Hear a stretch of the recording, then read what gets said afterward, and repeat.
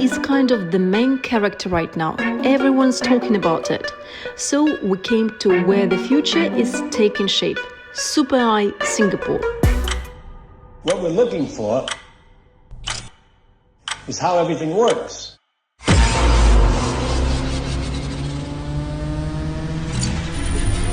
What makes everything work? Stepping into Super AI feels like walking into tomorrow. As you move through the space, some robots may greet you and engage in small talk, and some might even challenge you to a game of chess. You will spot robot dogs.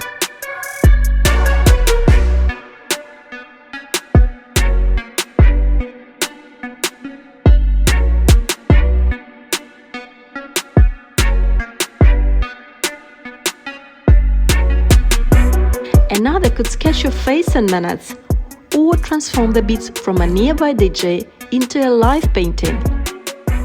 Let's take a closer look. Hi, my name is Justin and I'm here with Jokyung as well, and we're here for Tesseract.art. What we're doing here today is creating different types of AI that helps to amplify the power that an artist has for their creative output. And the first example we'll show you here is kind of the culmination of both of the works that we've been working on, which is the artwork itself was drawn by listening to music in real time.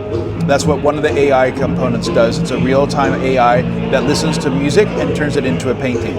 The other piece of this is the caricature that's on top. Jokyung is the brain behind doing the diffusion models that allow us to take a picture of someone and turn it into a caricature. And in this case, this is a picture of Niali, the performer, who was singing during the process of this music creation. So let me tell you a little bit about how the whole process works. If you just have a quick look at this poster, the way that the audio system works is it does a musical analysis, and from the musical analysis it then determines what picture it's going to create in terms of the drawing. So in this case, we were listening to the DJ earlier today, and from the DJ's music we drew this modern art piece. And what's happening is the robot says, okay, what's the music sound like, the pitch, the onset, the density of notes, and from this it determines what color it's going to use, which is the different brushes available to it, and then what the strokes will be. So you'll see when the music is less dense, it might choose to do like dots. As it gets more intense, there's lines and there's circles and these types of things. So this is what the robot does in terms of the generation of the musical representation. But then also we're doing character drawings. So if you can see here, there's a caricature being drawn right now by the robot. The way this is happening is it's from the artist. So Ivy is our artist in residence. Ivy, she drew over 50 pictures of young, old people, long hair, short hair, glasses, no glasses, beards, no beards, all this kind of stuff. And from this, we've developed a diffusion model. That diffusion model can take any picture, turn it into a caricature in Ivy style, and then turn this into an SVG file, which is what the robot is able to execute. So that's what you're seeing now is the execution of one of those files. What's happening with this is that we're using AI. We're not using off-the-shelf AIs or LLMs and all this kind of stuff to do this. We're building AIs that are specifically trained for creative output. And that's what we're doing with both the music presentation as well as the generation of the caricatures. We also met Terry. Built for places like shops, malls, museums and big events, Terry always knows where you are and where you are trying to go. He showed how he can walk in a product shop, guide customers and even support staff with restocking or directions. Smart, polite and never gets tired. This might just be what shopping with robots looks like very soon. The goal for Terry is to then be able to ask him, for instance, where is the noodles, and then hopefully eventually get to the place where he can actually pick it up. He's named after Terence McKenna, who was a psychedelic visionary from the 80s. Yeah, Terence McKenna, right? Yeah, he kind of predicted the future for AI and for robotics? I think it's just going to get weirder and weirder and weirder. I look for the invention of artificial life, the cloning of human beings, possible contact with extraterrestrials, possible human immortality. Our humanoid resources intern, we're training him to be a grocery store assistant. So we're working with him so that he can navigate to products, guide people there, and then point to products on the shelf. So we're giving Terry awareness of spatial data. So we're going to help him understand the environment he's in and then be able to navigate to waypoints such as products in the supermarket or the bathroom, or lead you to a visitor's office, for instance. So he'll be able to self-navigate, have a simple AI that can handle simple speech tasks as well. Unfortunately, we had to treat him to some shoes because he's quite a noisy walker and he upset our neighbours. Even the biggest tech giants showed up. Google shared a look at Flow, their new tool that turns simple text prompts into full-on video content. Yep, just type what you imagine and AI brings it to life on screen. Google actually just launched this new AI filmmaking tool called Flow. Basically what it does is it uses the state-of-the-art models like using VO3, which is basically a multi-model where you can generate images, you can generate audio, film, purely just from text. Right, this is an example where basically you can just using basically just text, you can just create a series of videos, right? And it's purely generated using our state-of-the-art VO3. You can input a simple prompt or instruction. For instance, backseat of a 1970s taxi with zebra prints and jellyfish, right? So typically, if you want to do something like that, it would take months to even create a video like this. Yeah, but in a matter of seconds or minutes, you're able to create this entire video with audio. It's easy to use too, and you do not have to be a technical person. Now imagine this, a digital version of you that speaks multiple languages, posts on social media, and can talk for hours about any topic you choose. AI twins that don't just look and sound like you, they can think, speak, and act like you too. Hi everyone, my name is JV Stan. I'm a Singaporean. So I'm a founder and CEO of my company, Blueworks Technologies, and also iBot Live. So our company does AI cloning, AI live streaming, and also the live stream hub. So for the AI cloning, we clone users into the AI role, whereby you can speak different languages easily. So basically this is a AI cloning, AI live streaming. So what it does, you set out the background, the stickers, and also this actually is a AI. So what I do, I put in a script and he will speak for me. So I can use voice recording and he will speak my language. So you can link this to TikTok and let it run for hours and hours while we are sitting at the side just drinking coffee. Yeah. So for example, if I want to target Japan, I can change the language to Japanese, and to Korea to Korean. Instead of using English for all, they may not feel the connection, but once I change the language, they may feel, oh, I understand you, I will listen to your content. So this is my AI twin. For the topics, I will put it myself. I will get maybe ChatGPT to create a script, and the script I can convert to different languages, and I just input into the software, and then they will just talk up for you. For example, this is on Troop on artificial intelligence. And this is me walking, so I got many scenes. I can see any difference between clone and real. So I can use the same scene for many different topics. Because I'm moving, I'm currently walking, so people will think that I'm taking a new video, but actually I'm not taking a new video. I'm using the same video for many different content. Currently, just 1,000 plus. Just 1,000 plus for a small country, I think it's okay. Next up, we're at the booth where AI isn't just chatting, it's actually making music. Hi, my name is Anand Roy. I'm the founder and CEO of Wobble.ai. We are the world's first B2B ethical AI music platform. We enable businesses to create customized, royalty-free music within seconds at a fraction of current cost. I need some music for this video. You are most welcome to use it.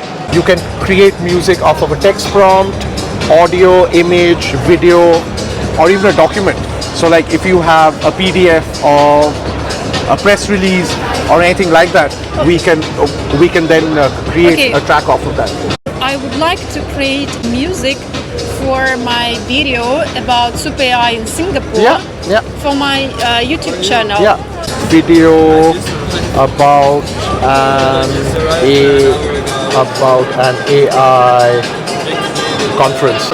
Our proprietary model creates three options in you'll see under 10 seconds, and then that's the first track. There are three different versions here, and then depending on the one that you like, you can then tweak and customize it further.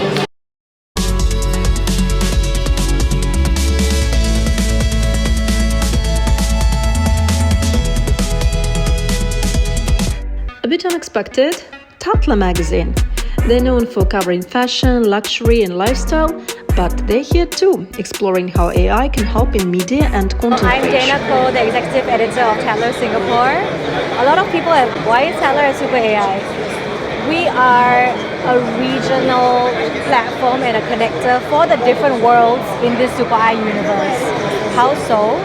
Our core community are titans of industry, luxury VICs, and they are also angel investors and VCs. We also feature a lot of startup founders, the next generation of change makers. So we connect those communities through our events and our content. How we adopt AI? Well, I guess in our content production processes, so from every step, from conceptualization to production to optimization, we use that. But we're not really here to shout about that. We're here actually to learn how else we can optimize our processes from the different brands here. And what we've learned is actually there is a gap. There is still a gap between the investors and the startup founders who want to relay a message, tell their story, and find connections within these worlds. That's why we're here. We also asked people what stood out to them, what they wish AI could do for them, and just as important, what they hope it never replaces. Hi, my name is Imran. I'm the head of ICT over here at My Republic, sponsor for Super AI. I am Ikwan. I am the AI builder. The biggest takeaway is, I'm not too sure if you guys seen, we had a special guest, Snowden, yesterday live, speaking at Super AI. So, being the harbinger of AI, I think the governance around who watches the watchman is the key takeaway at this event. Somebody still needs to govern AI. We are at the infancy.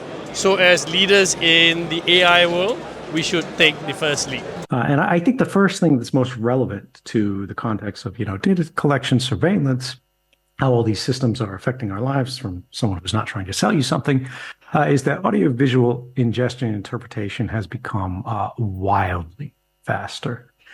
This is going to be cheap enough computationally to put on chips.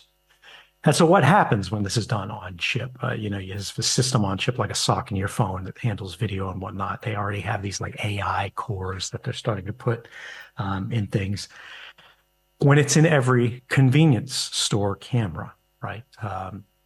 When it is in every waiting room at the hospital, when it's at the entryway to the shopping mall, when it's above the checkout line, when you're buying a ticket at the movie theater, everything like this. And then all of these things can just every conversation that is happening around them, and they can do different voice identity. Like it won't know who you are initially, right? It just sees the voices. But then these things can begin to integrate. All right, we have speaker location. We have this many faces in the scene. We have this many voices in the scene. We can begin doing, this is the speaker, is this face? Can we associate this face with this camera feed, with over here, it's the guy in the red shirt.